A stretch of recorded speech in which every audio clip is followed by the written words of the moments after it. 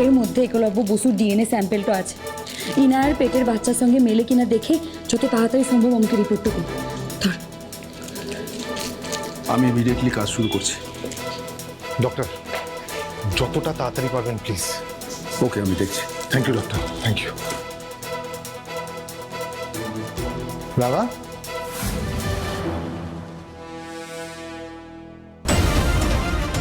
রাঙা কোথায় গেল?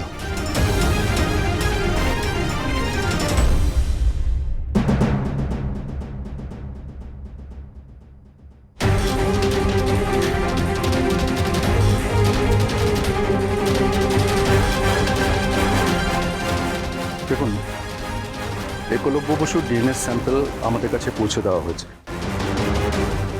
আমরা এই স্যাম্পল চেক করে দেখব বাচ্চাটির বাবা একলব্য বোস কিনা। অফকোর্স ডক্টর, আপনি এটা ইমিডিয়েটলি টেস্টে পাঠানোর ব্যবস্থা করুন।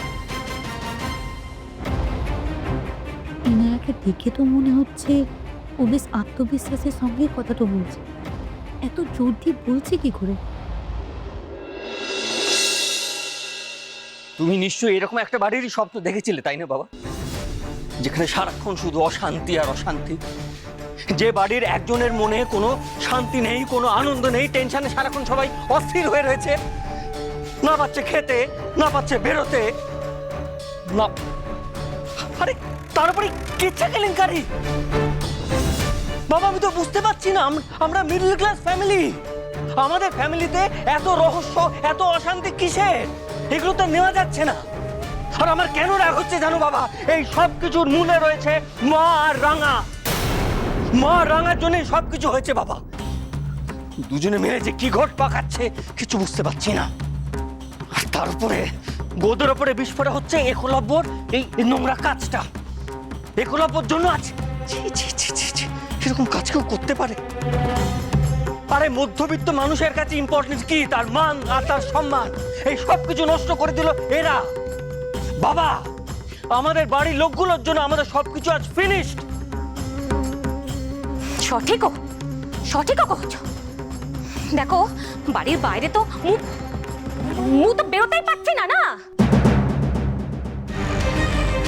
ওই বৌমার ঝুমকা নিয়ে স্কুলে পর্যন্ত যেতে পারছি না। মানে বাড়ির বাইরে বেরোলেই তো লোকজন প্রশ্ন করবে না যে বাড়িতে এই সব কিছু কি হচ্ছে।